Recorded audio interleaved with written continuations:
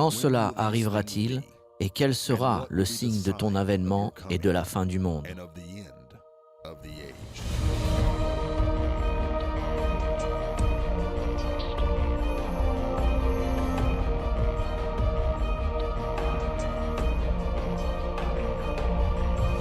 La leçon d'aujourd'hui s'intitule « Le nouvel ordre mondial, c'est le gouvernement mondial ». Nous entendons ce terme « nouvel ordre mondial » tout le temps, et plus fréquemment maintenant qu'auparavant. Mais qu'est-ce que le nouvel ordre mondial? Eh bien, le nouvel ordre mondial, c'est tout simplement le gouvernement mondial. Il ne s'agit pas de n'importe quel gouvernement mondial, c'est le gouvernement mondial de l'Antichrist. Et il est en formation actuellement. De plus, c'est le gouvernement mondial prophétisé dans la Bible, dans votre Bible.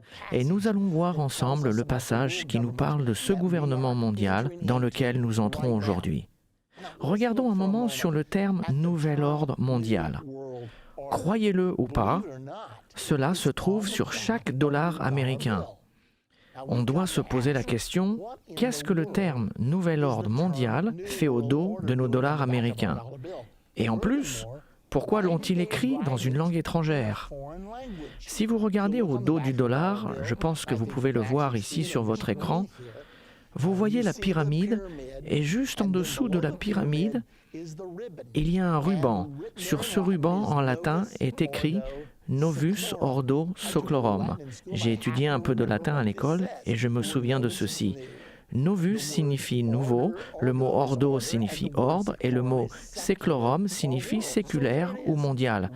Et le voici à l'arrière de chacun de nos billets, nouvel ordre mondial. Nous devons nous demander qu'est-ce que cela fait ici? Qui l'a mis ici? Eh bien, je l'ai vérifié, je voulais savoir et j'ai finalement appris que c'est écrit depuis 1935. Croyez-le ou pas, cela a été mis par le président américain Franklin D. Roosevelt. À quoi pensait-il quand il a mis « Nouvel ordre mondial » sur le dos de chaque dollar américain?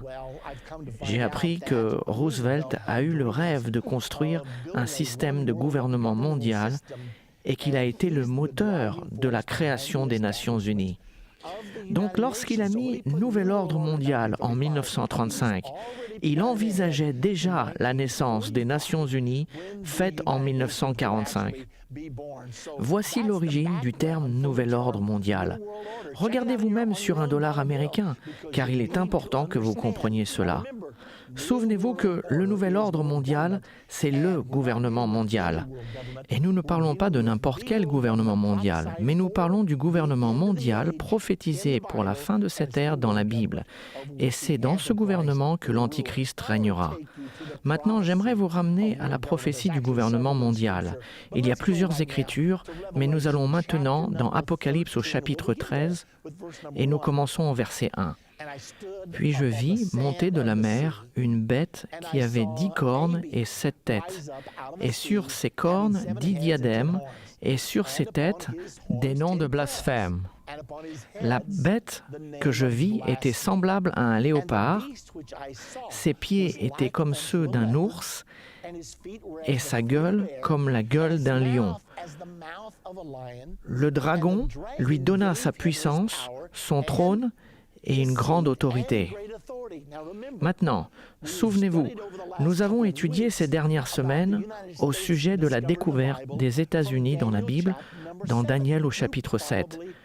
Vous reconnaissez probablement certains de ces symboles utilisés dans Apocalypse 13, mais il y a ici une très grande différence. Remarquez que cette bête a le corps d'un léopard, les pieds d'un ours, la gueule d'un lion, les 10 cornes du royaume à 10 cornes, et cette bête a 7 têtes. Maintenant, n'oubliez pas de remarquer, pendant que nous sommes ici, que le dragon lui a donné sa puissance, son trône et une grande autorité. Alors qu'est-ce que tout cela signifie?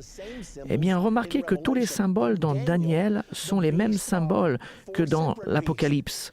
Mais dans Daniel, les bêtes sont 4 bêtes distinctes.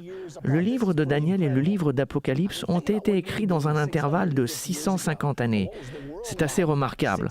Pensez à ce que vous faisiez il y a 650 ans en arrière et à quoi ressemblait le monde. c'est-à-dire vers l'an 550 avant Jésus-Christ. Le livre de Daniel a été écrit selon la vision que l'on trouve dans Daniel 7, où une des bêtes était un lion et avait des ailes d'aigle, la seconde était un ours, la troisième était un léopard avec 4 têtes, et la quatrième était une bête à 10 cornes. Cependant, nous avançons de 650 années jusqu'à l'an 95 ou 96 après Jésus-Christ, là où le livre de l'Apocalypse a été écrit. Et croyez-le ou pas, les mêmes symboles y sont utilisés. Et autant que je sache, c'est les 2 seuls endroits où cela est mentionné. Nous avons donc ces 650 années qui nous séparent. Comment se fait-il que les mêmes symboles soient utilisés dans Daniel 7 et dans Apocalypse 13 ? L'explication est très simple. C'est la même personne qui a écrit les 2 livres malgré les 650 années qui les séparent. Il a juste changé de secrétaire. La Bible ne nous enseigne-t-elle pas que les Écritures ont été écrites par des hommes sages inspirés du Saint-Esprit ? Ainsi, la parole de Dieu vient de Dieu, le Dieu Tout-Puissant. Dieu a écrit la Bible dans son entier, mais il a utilisé différents outils humains pour le réaliser. C'est pour cette raison qu'il a été capable d'utiliser les mêmes symboles dans Daniel 7 que ceux d'Apocalypse 13. Cependant, il les a un peu changés et a utilisé ces symboles d'une manière différente. Donc, les 4 bêtes dans Daniel 7, le lion avec ses ailes d'aigle, l'ours, le léopard et la bête à 10 cornes deviennent tous une seule bête. Il y a 4 bêtes distinctes dans Daniel et il nous est dit que ces bêtes symbolisent des nations. Mais lorsque nous allons dans Apocalypse 13, nous ne voyons qu'une seule bête. Donc, que se passe-t-il ici ? Il semblerait que toutes ces bêtes, et souvenez-vous que nous avons appris que dans les 2 dernières leçons qu'une bête représente un royaume ou une nation, si vous voulez vérifier ceci, retournez dans Daniel 7 au verset 23, où il est dit « La 4e bête, c'est un 4e royaume ou nation. » Nous savons que celles-ci sont des nations et nous avons déjà prouvé que ces nations existeront au moment de l'avènement de Jésus-Christ. Mais maintenant, nous voyons ces nations devenir une seule bête ou un royaume ou une nation. Nous avons donc ici l'image d'un système de gouvernement mondial. Je me souviendrai toujours quand j'ai commencé à voir ceci. Une fois que j'avais compris Daniel 7 et donc compris que le lion était la Grande-Bretagne, que l'ours était la Russie et que le léopard était l'Allemagne et que la bête à 10 cornes était le Saint-Empire romain rétabli, une fois que j'ai compris ces choses-là et que je suis allé dans Apocalypse 13, je me suis dit, que se passe-t-il ici ? Il y avait quelque chose qui manquait. Où sont passées les ailes d'aigle ? Maintenant, les ailes d'aigle ne sont plus là et les 4 ailes d'oiseau sur le dos du léopard ne sont plus là non plus. Qu'est-ce que cela signifie ? Eh bien, je ne suis pas tout à fait certain. Ce que nous savons, c'est que l'aigle est le symbole des États-Unis d'Amérique. Cela signifie-t-il que les États-Unis d'Amérique ont été éliminés ? Maintenant, dans Daniel 7 et Apocalypse 13, il y a une guerre, la 3e guerre mondiale qui va tuer 1/3 de l'humanité. Les États-Unis vont certainement être impliqués dans cette guerre. Alors, la possibilité est là d'avoir été effacés de la carte.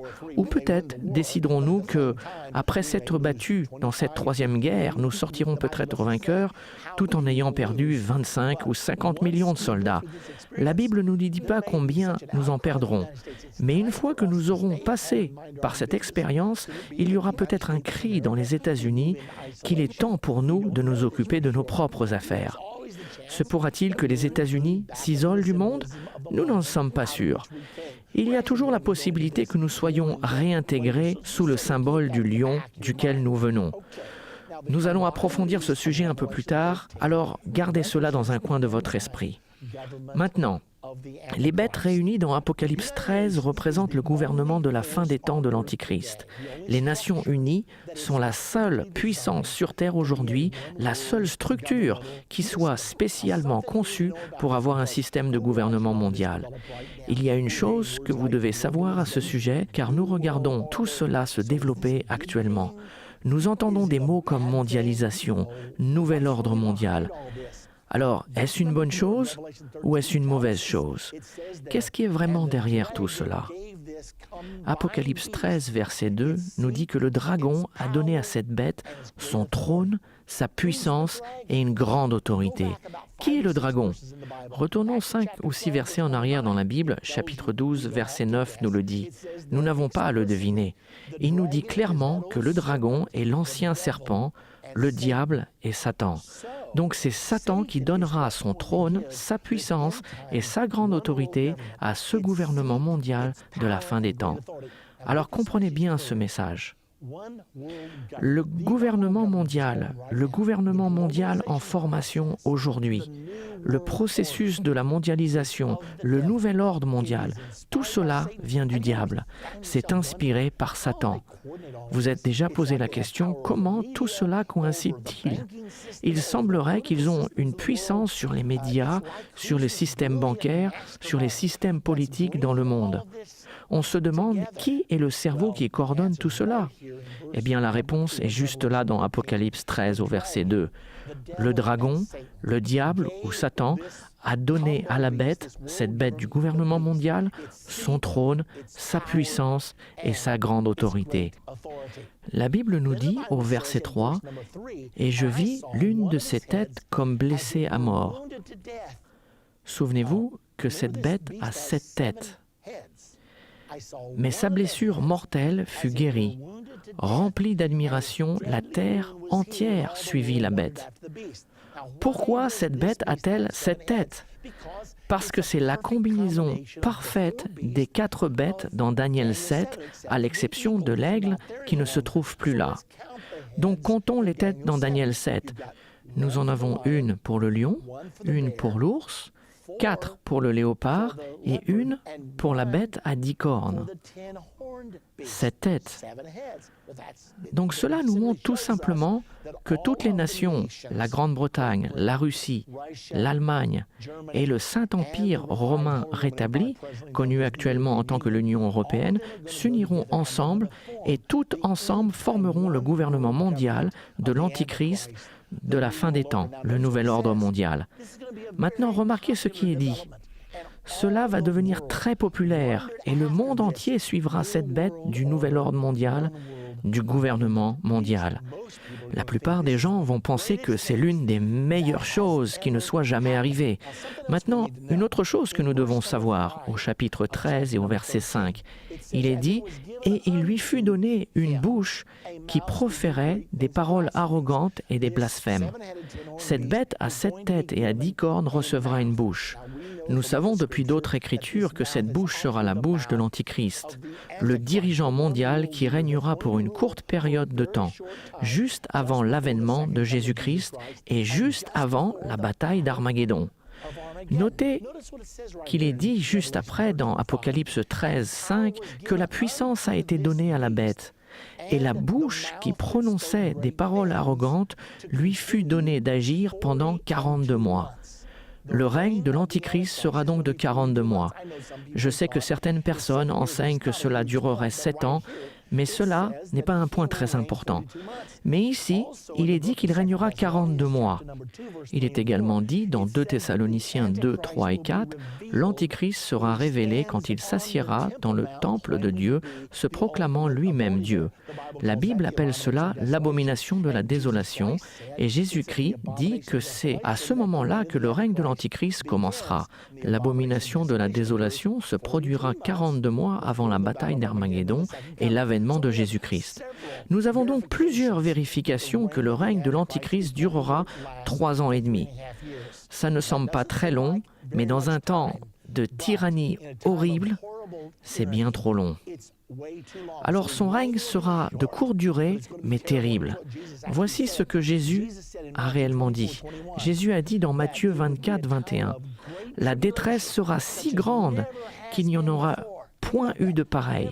Pensez à cela, pire que l'Holocauste d'Hitler, pire que les croisades du Moyen-Âge, une grande tribulation comme il n'en a jamais eu auparavant, et comme il n'y en aura jamais. » Il y a encore quelque chose que vous devez comprendre. Remarquez que cette bête, dont il est dit qu'elle a 7 têtes, et que sa bouche est comme la bouche d'un lion. Maintenant, qu'est-ce que cela veut dire? Eh bien, nous avons 7 têtes. Une est celle du lion, une est celle de l'ours, 4 sont celles du léopard et 1 est la bête à 10 cornes. Pourquoi est-ce que ce passage mentionne tout particulièrement que la bête a la bouche d'un lion? Eh bien, l'obstacle primordial d'un gouvernement mondial au travers de l'histoire a toujours été la barrière de la langue.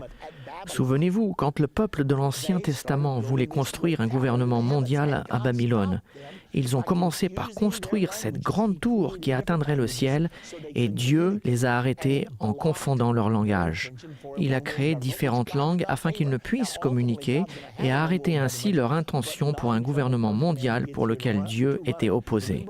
Maintenant, à la fin, Dieu va permettre un gouvernement mondial, mais pas avant que l'homme choisi arrive pour le diriger. Souvenez-vous, le pouvoir corrompt, mais un pouvoir absolu corrompt totalement. Tant qu'une personne, autre que le prince de la paix, Jésus-Christ, dirigera un gouvernement mondial, il ramènera des moments de tyrannie horrible. Le pouvoir corrompt, mais un pouvoir absolu corrompt totalement. L'Antichrist finira par être l'individu le plus corrompu qui n'ait jamais régné dans ce monde. Donc, l'Écriture nous dit qu'il y a 7 têtes. Il nous est dit très clairement que l'une d'entre elles est celle d'un lion, mais que la bouche de cette bête du gouvernement mondial sera la bouche d'un lion. Qu'est-ce que cela signifie pour vous? Vous savez, nous sommes en train de voir toutes ces choses arriver. Le processus de la mondialisation, le nouvel ordre mondial, est démontré dans Apocalypse 13. Donc, pourquoi nous est-il dit que la bouche de la bête du gouvernement mondial sera la bouche d'un lion? Parce qu'il a été décidé que l'anglais serait la langue internationale de ce nouvel ordre mondial. Savez-vous que tous les pilotes voyageant sur les vols internationaux sont obligés de parler anglais et que les standardistes traitant des appels internationaux doivent parler anglais? Quand Kofi Annan était secrétaire général de l'ONU, il a dit « La communauté mondiale a décidé que l'anglais serait la langue internationale. » Et bien sûr, c'est aussi la langue de l'Internet. Donc la Bible nous dit, souvenez-vous, que cela a été écrit 2000 ans en arrière. Mais le Dieu Tout-Puissant, qui a écrit tout cela, savait quel serait le langage du gouvernement mondial de la fin des temps. Ceci doit nous faire réfléchir. Quand vous réalisez combien Dieu connaît toutes choses et comment il les connaît bien à l'avance, cela ne devrait pas réellement nous surprendre car la Bible ne nous enseigne-t-elle pas qu'il connaît le nombre de cheveux sur notre tête, qu'il connaît nos hauts, nos bas et que le Dieu Tout-Puissant a dit que la langue internationale de la fin des temps serait celle de la bouche d'un lion. Le lion, c'est l'Angleterre ou l'anglais. Et c'est exactement ce qui s'est passé. Alors que l'on continue, regardons les Nations Unies. Elle est actuellement la seule structure capable de recevoir un gouvernement mondial. Posons-nous donc cette question. D'où viennent les Nations Unies? Quelle est son origine? Savez-vous où elle se situe? C'est étonnant, mais dans les conférences que je donne au travers des États-Unis, je pose cette question. Est-ce que quelqu'un connaît où se trouve le siège social des Nations Unies? Pouvez-vous croire que seulement 10 à 15% des gens le savent, tellement nous sommes occupés par d'autres choses? Donc, d'où viennent-elles? C'est une ancienne idée qui s'est réalisée récemment. Il y a longtemps, pendant la Première Guerre mondiale, c'était la pire des guerres que le monde n'ait jamais connue. Elle était appelée la Grande Guerre. 8,2 millions sont morts. Avant celle-ci, il n'y a jamais eu de guerre avec plus d'1 million de morts. La Première Guerre mondiale, 8,2 millions de morts. Le monde a dit « plus jamais ça ». Il faut que l'on trouve un moyen d'établir des structures de sécurité mondiale pour éviter que cela ne se reproduise à nouveau. Alors, ils ont mis en place ce que l'on appelle la Ligue des Nations. Le président américain, Woodrow Wilson, a présenté cette idée. Mais plusieurs dans nos congrès ont dit « Attendez un peu, nous ne voulons pas aller dans cette direction. Nous ne voulons pas faire partie d'un gouvernement mondial. Nous ne voulons pas abandonner la souveraineté américaine. » Et ils ont voté contre cette idée. Puisque Wilson n'a pas réussi à convaincre son propre gouvernement à accepter l'idée de la Ligue des Nations, celle-ci s'est rapidement démantelée et est tombée dans l'oubli. Eh bien, 20 ans plus tard, voici la Deuxième Guerre mondiale. Et cette fois-ci, nous n'avons pas 8,2 millions de morts, mais 52 millions. Mettez bien cela dans votre esprit. Pouvez-vous imaginer, pendant 6000 ans d'histoire humaine, il n'y a eu aucune guerre de plus d'1 million de morts.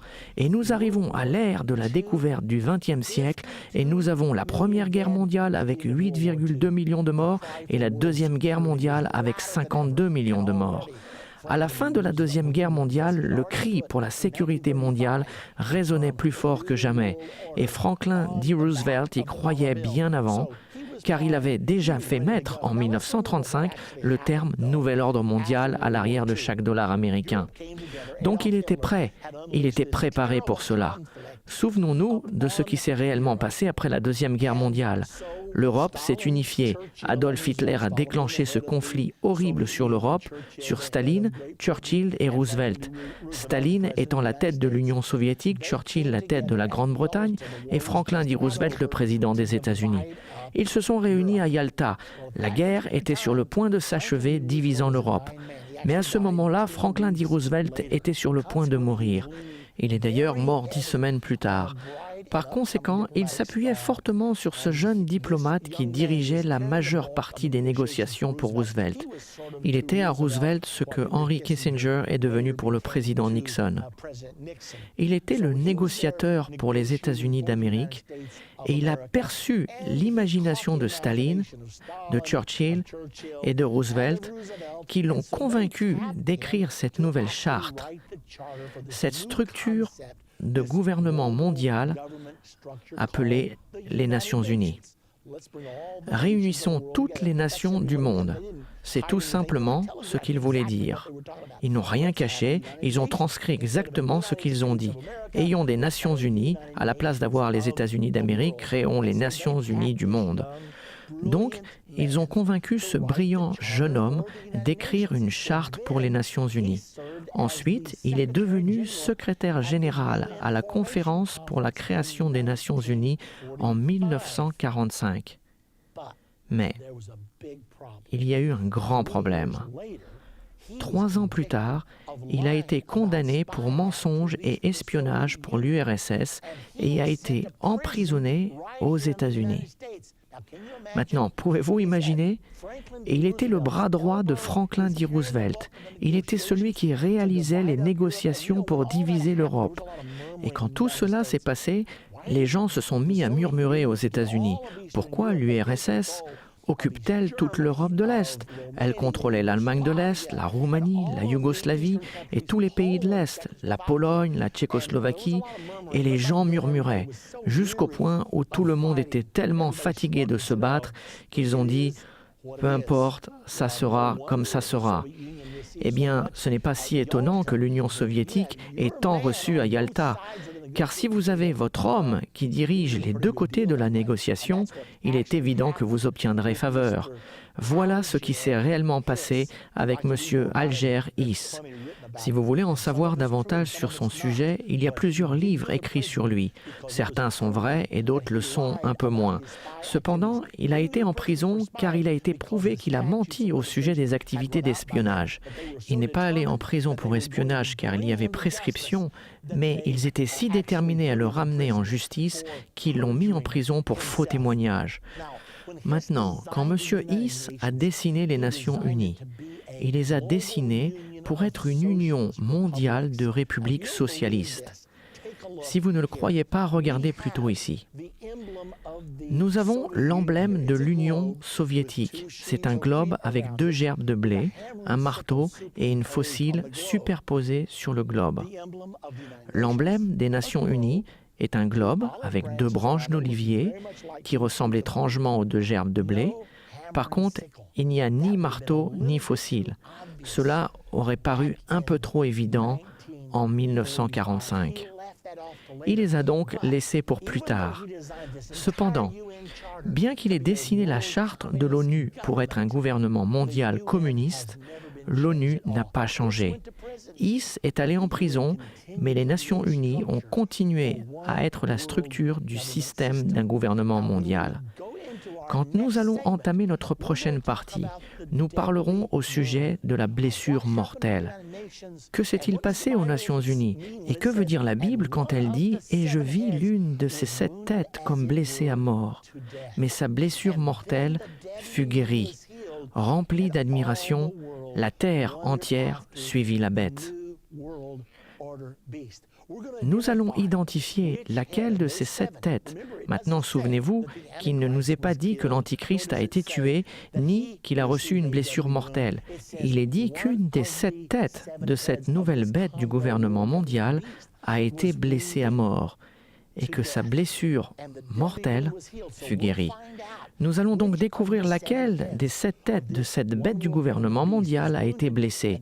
Vous allez être stupéfait quand vous découvrirez comment la blessure a été guérie et que le résultat est le nouvel ordre mondial, ce gouvernement mondial qui a été prophétisé dans la Bible. Alors, ne ratez pas notre prochaine partie de comprendre la fin des temps. Il vous est nécessaire de comprendre cela car vous vivez ces choses en ce moment.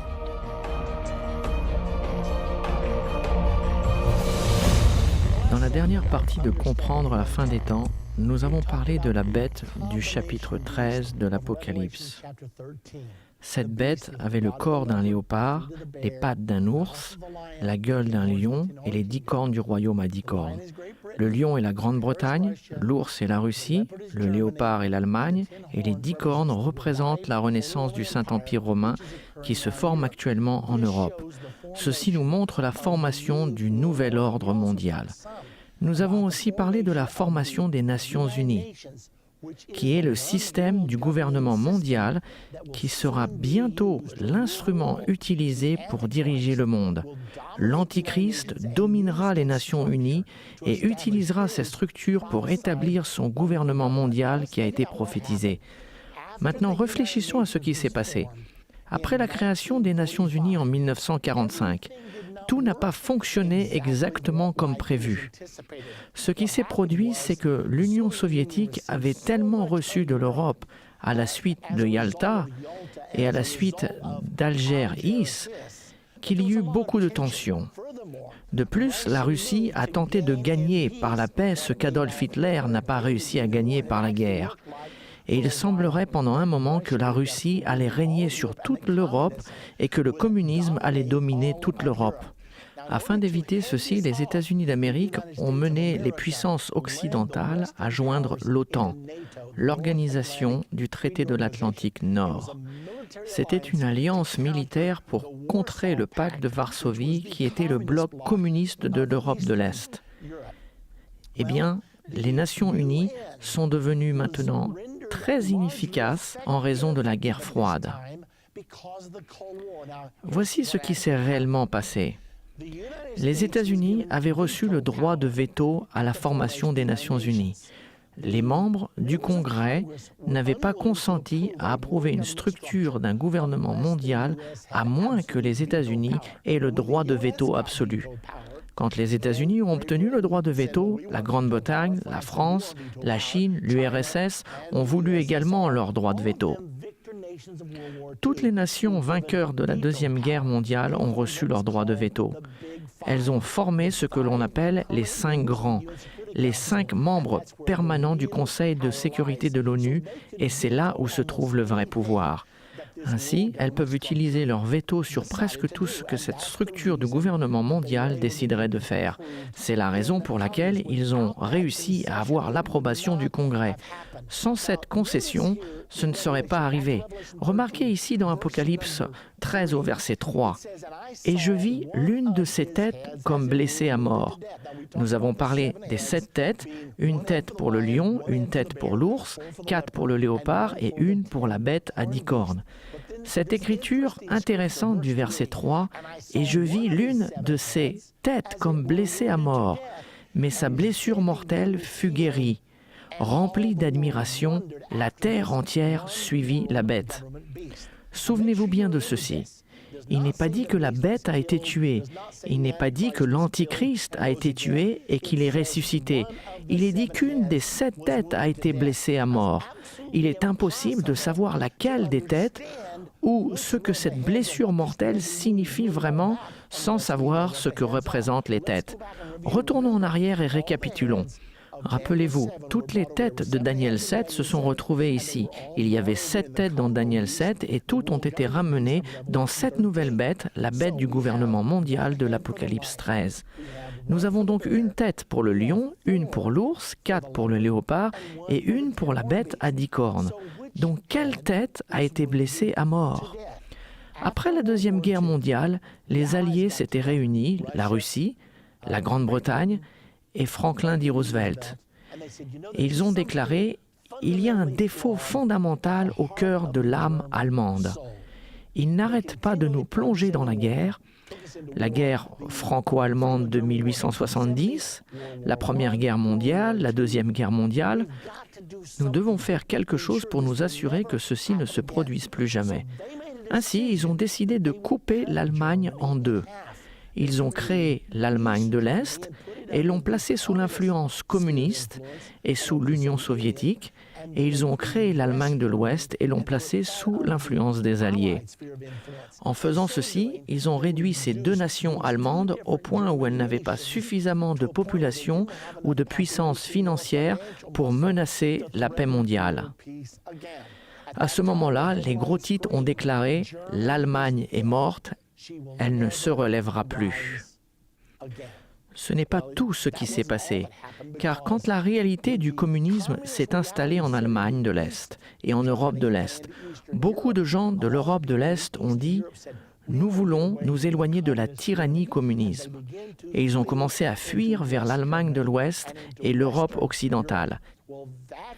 C'est là que l'Union soviétique a décidé de construire le 14 août 1961 le mur de Berlin, ce mur de 46 km de long divisant Berlin-Est de Berlin-Ouest. Ils ont aussi mis en place le rideau de fer et des postes de guet à travers l'Europe, séparant l'Europe de l'Est de l'Europe de l'Ouest. Ils n'ont pas seulement divisé l'Europe, mais plus particulièrement l'Allemagne. Ainsi, l'Allemagne a été coupée en deux. À ce moment particulier, il y avait beaucoup de choses intéressantes dites à ce sujet. La guerre froide faisait rage et je regardais cette nouvelle bête. Je n'oublierai jamais en 1968, alors que j'assurais des réunions à Hobart, Indiana, pendant un ensemble de réunions de réveil, je suis allé à la librairie. Il n'y avait pas d'Internet à ce moment-là, donc il fallait acheter des livres, des magazines, des journaux pour se tenir au courant. J'étais en train d'étudier le chapitre 13 de l'Apocalypse, les versets 1 et 2, qui montraient la Grande-Bretagne, la Russie, l'Allemagne et toutes les nations de l'Europe réunies, et je me suis dit, cela n'est pas possible. Nous allions nous coucher chaque soir craignant qu'ils appuient sur les boutons et fassent sauter le monde. La Grande-Bretagne et la Russie étaient des ennemis farouches. C'était l'Est contre l'Ouest. C'était le sommet de la guerre froide. Je l'ai vu dans la Bible et je me suis dit, Seigneur, on dirait que toutes ces puissances vont se joindre à ce gouvernement mondial de la fin des temps. Mais en 1968, cela apparaissait absolument impossible. Le conflit concernant la réalisation du rideau de fer et la construction du mur de Berlin était si amer. Et bien sûr, l'Union soviétique avait mis en quarantaine et boycotté Berlin et nous devions approvisionner Berlin par avion, le fameux pont aérien de Berlin. Donc, il y avait un énorme conflit. Beaucoup de gens pensaient que l'Union soviétique et les États-Unis partiraient en guerre. À cette époque, j'étudiais cette prophétie et pensais avoir vu que la Grande-Bretagne et l'Union soviétique se joindraient à l'Allemagne et aux nations de l'Europe. Je me suis demandé comment cela pourrait arriver. Le 29 mars 1968, je suis allé à la librairie et j'ai regardé le magazine Life du 29 mars 1968. Et j'ai vu sur la couverture 3 superpuissances et demie pour gouverner le monde. Je venais de lire au sujet de cette nouvelle bête avec la gueule d'un lion, les pattes d'un ours, le corps d'un léopard et les 10 corps du royaume à 10 cornes. Je me suis dit, attends un peu, ce magazine Life, un magazine respecté, parle de 3 superpuissances et demie pour gouverner le monde. J'ai donc acheté le magazine, je suis rentré chez moi. Cet article était rédigé par George W. Ball, qui à cette époque était le secrétaire d'État des États-Unis d'Amérique. Et à ma grande stupéfaction, il suggérait dans le magazine Life exactement ce que j'avais lu dans la Bible. Mais je n'arrivais pas à réaliser que ce soit vrai. Alors que je lisais, voici ce qu'il disait. En ce moment, quand il existe suffisamment d'armements nucléaires pour détruire toute l'humanité, la faune et les animaux de la Terre plus de 25 fois. Maintenant, il suffit de le faire qu'une seule fois, et vous le savez. Mais il dit, nous possédons suffisamment de puissance nucléaire, ceci est en 1968, pour effacer toute vie de la planète 25 fois. Il a commencé à parler des divisions qui causeraient des tensions. Il a dit, d'une certaine façon, nous devons trouver une nouvelle structure mondiale qui nous débarrassera des terribles conflits qui menacent d'anéantir l'humanité. Il a donc proposé dans cet article que 3 superpuissances et demie gouverneraient le monde. Et ces 3 puissances étaient les États-Unis, l'Union soviétique, l'Union européenne et la demi-puissance était le Japon. Il a dit, si ces 4 puissances s'unissent, elles pourront assurer que les frontières restent en place. Nous ne tolérerons pas qu'une frontière soit encore déplacée et nous ne laisserons pas de petites puissances de 3e classe entraîner les 2 superpuissances nucléaires dans un conflit qui menacerait de détruire le monde.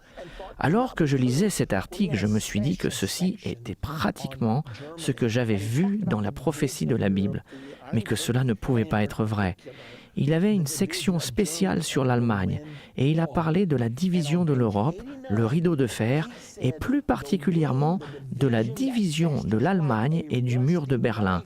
Et à la page 89, il a dit la blessure, là où la division s'infecte comme une blessure faite par un couteau rouillé, celle-ci doit guérir un jour. J'ai pensé à cette écriture, l'une des têtes, la tête et le 3e Reich.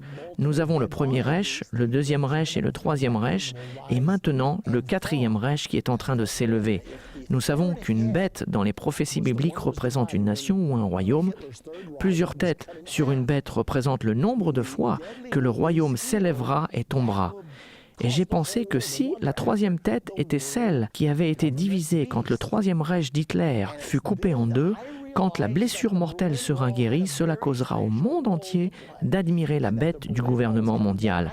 Et c'est alors que j'ai réalisé que le mur de Berlin allait jouer un rôle très important et que le mur de Berlin devait tomber. J'ai commencé à enseigner cela en 1968, que le mur de Berlin tomberait. Et que quand cela arriverait, ce serait le commencement du nouvel ordre mondial. J'ai publié mon premier livre, Un message pour le président, et j'ai écrit tout ce que je vous dis maintenant dans ce premier livre. J'ai déclaré que le mur de Berlin tomberait, c'était en 1986. Personne ne pensait que le mur de Berlin allait tomber. Mais 3 années plus tard, le 9 novembre 1989, il est effectivement tombé. Comment est-ce que j'ai su tout ceci? Grâce aux prophéties de la Bible. Maintenant, laissez-moi vous montrer d'autres citations. Le 14 août 1986, dans le journal USA Today, il a été déclaré dans cet article. C'était la commémoration du 25e anniversaire de la construction du mur de Berlin. Et le titre était « Mur de Berlin. L'Ouest est sombre, l'Est est en fête ». Mercredi, le 25e anniversaire du mur de Berlin a célébré son rôle unique, symbolisant les différences Est-Ouest, les briques et le mortier de la propagande des 46 km qui ne guériront jamais. Je l'ai lu et je me suis dit, on dirait qu'il s'agit des 3 superpuissances et demie pour gouverner le monde.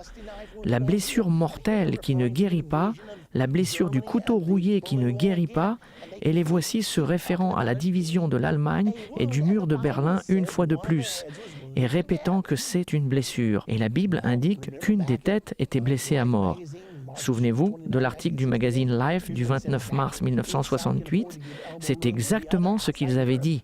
Chaque côté peut se permettre de donner suffisamment de liberté à l'autre, à l'extérieur de l'Europe, là où la division qui s'infecte comme une blessure de couteau rouillé doit un jour guérir. Puis, le Dayton Daily News a dit le 20 avril 1989, « Nous sommes maintenant très proches de la chute du mur de Berlin. Mikhail Gorbatchev avait surgi sur la scène mondiale en 1985, il avait capturé l'imagination du monde, il parlait de la liberté pour tous, nous ne savions pas s'il fallait le croire ou pas, et finalement l'article du Dayton Daily News a dit ceci, Gorbatchev doit maintenant faire tomber le mur. Mikhail Gorbatchev s'est mis le dos au mur. S'il est sérieux, il doit démolir le mur de Berlin. Ainsi donc, toute l'attention du monde était concentrée sur le mur de Berlin. Je ne peux pas vous décrire ce que cela signifiait pour moi. Le 9 novembre 1989, à cette époque, mon livre était partout dans l'Amérique et dans le monde, déclarant que le mur de Berlin allait tomber et que les deux Allemagnes seraient réunifiées. Et je n'étais même pas anxieux car je savais que c'était dans la Bible. En même temps, je recevais beaucoup de plaisanteries de toutes sortes. Cependant, je n'oublierai jamais le jour où ce mur tomba, le 9 novembre 1989. L'expérience fut incroyable. Les gens dansaient sur le mur, ils avaient cassé des morceaux du mur. Les gens sous l'esclavage de l'Europe de l'Est communiste traversaient la frontière en masse. Ceux de l'Allemagne de l'Ouest les avaient accueillis et leur avaient donné à chacun $600 à dépenser. Ils faisaient la fête, ils klaxonnaient. Ce fut un moment incroyable. Le magazine Time a sorti un article dans son édition du 20 novembre 1989 qui portait le titre « Mur de la honte, 1961-1989 ». Ce fut l'évidence la plus palpable d'une profonde blessure dans la civilisation européenne qui est finalement partie. Il y a 2000 ans, dans la prophétie de l'Apocalypse 13, la Bible appelle la division de la troisième tête du léopard la blessure qui ne guérit pas. C'est une blessure mortelle, mais la blessure mortelle fut guérie. Maintenant, que s'est-il passé quand la blessure mortelle fut guérie ? J'avais souligné dans mon livre que lorsque la blessure mortelle serait guérie, quand le mur de Berlin tomberait, que cela donnerait naissance au nouvel ordre mondial. Je n'avais pas pensé que cela arriverait si vite. Néanmoins, 20 jours après la chute du mur de Berlin, Mikhail Gorbatchev, George Herbert Walker Bush et le pape Jean-Paul II se sont rencontrés à Malte. À la fin des sommets, le 1er décembre 1989, ils annoncèrent la naissance du nouvel ordre mondial. Mon téléphone n'arrêtait pas de sonner. Comment le saviez-vous? Où le trouve-t-on dans la Bible? Que va-t-il se passer maintenant? Je devais juste leur dire que je le savais, car je l'avais vu dans ma Bible. Les prophéties ne sont-elles pas étonnantes? C'est étonnant ce que nous pouvons réellement voir quand nous réalisons ce que Dieu nous a donné de pouvoir comprendre. Monsieur Dick Cheney, qui a été très critiqué en raison de son rôle dans la présidence de George W. Bush, a fait une déclaration intéressante. Il avait été le secrétaire de la Défense sous la présidence George W. Bush père. George Herbert Walker Bush. Il était le secrétaire de la Défense à ce moment-là. Aujourd'hui, il est le vice-président. Mais en 1991, dans l'Indianapolis Star, du 29 septembre, écoutez ce qui a été dit. Monsieur Cheney expliquait pourquoi le traité de la réduction des armements fut signé. Il y avait une réduction massive d'armements et il l'expliquait dans l'Indianapolis Star. Il y a une bonne raison de prendre ces mesures maintenant. Le monde se trouve dans une nouvelle ère de promesses qui a commencé il y a 2 ans avec la chute du mur de Berlin. Il disait ceci en 1991 et il savait qu'une nouvelle ère de promesses avait commencé en 1989 avec la chute du mur de Berlin. C'était en fait la naissance du nouvel ordre mondial. Il faut que vous compreniez cela, car c'était publié par Merrill Lynch le 9 novembre 1999. Écoutez ce qu'il est dit. Le monde a 10 ans aujourd'hui. Bien évidemment, Merrill Lynch tentait de faire la publicité pour leurs services financiers, mais c'était surprenant ce qu'ils annonçaient. Ils disaient Il est né quand le mur est tombé en 1989. Le monde venait de naître. Ce fut le début du nouveau monde, le nouvel ordre mondial. Il n'est pas surprenant que la plus jeune économie, l'économie mondiale, cherche encore sa position. L'équilibre des pouvoirs qui stabilise les économies et qui vient seulement avec le temps. Beaucoup de marchés mondiaux se sont libérés tout récemment, gérés pour la première fois par les émotions des gens plutôt que par le point de l'État. De notre point de vue, ceci ne diminue pas la promesse faite il y a une dizaine d'années par la destruction d'un monde emmuraillé. La diffusion des marchés libres et la démocratie autour du monde permet à plus de gens de réaliser leurs aspirations. Et la technologie correctement exploitée et libéralement répartie a le pouvoir d'effacer non seulement les frontières géographiques, mais également celles de l'humanité. Il nous semble que pour un monde qui n'a que 10 ans, il reste promettant. En attendant, personne n'a jamais dit que grandir était facile. Maintenant, vous allez voir un extrait de M. Strobe Talbot, qui a déclaré dans le magazine Time en 1992 un article intitulé « La naissance de la nation mondiale ». Il dit qu'au XXIe siècle, la souveraineté nationale telle que nous la connaissons cessera d'exister. Nous répondrons tous à une autorité mondiale. Maintenant, écoutez-le pendant son interview au Conseil des relations internationales. L'entité qui fournit 50% de tous les membres du Conseil, que l'administration soit républicaine ou démocrate. Écoutez ce qu'il dit sur ce gouvernement mondial. Permettez-moi également à exprimer ma reconnaissance, tout d'abord au Conseil. C'est merveilleux de me retrouver ici. J'aime cette institution. Elle représente une grande partie de mon éducation depuis des dizaines d'années. Vous écrivez qu'il y a toujours eu et qu'il y aura toujours une attention, parfois créative, parfois destructive, entre d'une part le concept d'une communauté internationale qui reconnaît l'interdépendance comme un fait et un gouvernement collectif en tant qu'une nécessité, et de l'autre côté l'attrait d'une communauté nationale qui se considère indépendante et souveraine.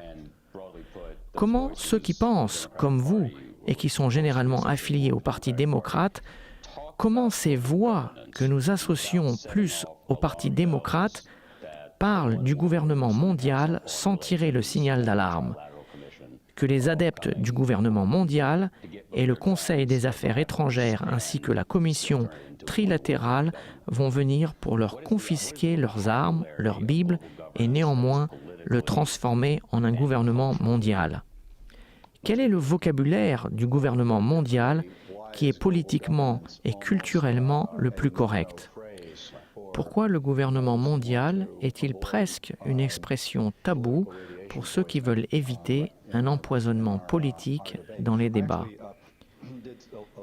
J'ai fait des recherches sur Internet et ailleurs sur ce sujet. Et j'étais surpris de découvrir que le terme gouvernement mondial est volontairement évité. Le gouvernement mondial est une expression généralement employée dans les programmes d'enseignement universitaire tout autour du monde et dans la presse. J'ai appris très rapidement à mes dépens de l'éviter si j'étais dans le département d'État, même si je travaillais pour un président internationaliste libéral. Il y a toujours cette association avec le bruit des hélicoptères noirs se préparant à atterrir dans nos cours d'école et ainsi de suite. Le gouvernement mondial suggère l'existence d'une capitale unique, avec un drapeau unique et vraisemblablement un hymne national unique. Et la souveraineté de toutes les autres nations lui est subordonnée. À propos, Harry Truman a cru en cela. La fédération du monde est le Parlement de l'homme. Et c'est un rêve que certains entretiennent toujours pour l'avenir. Mais la gouvernance mondiale, telle qu'elle est utilisée d'après moi, n'est pas un rêve. C'est une réalité et nous l'avons depuis longtemps. À l'ère moderne, c'est-à-dire maintenant, nous avons une gouvernance mondiale sous plusieurs formes. Certains sont associés aux Nations Unies, D'autres sont associés à l'Organisation mondiale de la santé. Il y a un gouvernement régional. C'est juste une réalité de la vie. Donc je vois la gouvernance mondiale comme rien de plus ou de moins qu'un moyen collectif pour les États souverains de gérer le fait et le déroulement de la mondialisation et le fait de l'interdépendance. Bien, vous l'avez entendu de M. Strobe Talbot. Qui est-il? Il a travaillé à l'administration Clinton pendant 7 ans. Il était le colocataire avec Bill Clinton quand il étudiait à Rhodes, en Angleterre. Maintenant, il est le président de l'Institut du Brookings. Et Susan Rice, qui était la conseillère des Affaires étrangères du président Barack Obama, a travaillé sous la présidence de Strobe Talbot à l'Institut de Brookings. Cet homme qui croit au gouvernement mondial. Elle est maintenant considérée par le président Obama pour être notre ambassadrice aux Nations Unies. Nous observons le gouvernement mondial, la mondialisation, l'Organisation mondiale du commerce, la Banque mondiale, la Cour mondiale. Avec tous ces termes, nous observons le gouvernement mondial. C'est en ce moment, c'est dans votre Bible et vous le voyez se former en ce moment. N'êtes-vous pas content pour les prophéties de la Bible? Sans elles, nous ne serions pas conscients des événements prophétiques qui se passent dans le monde.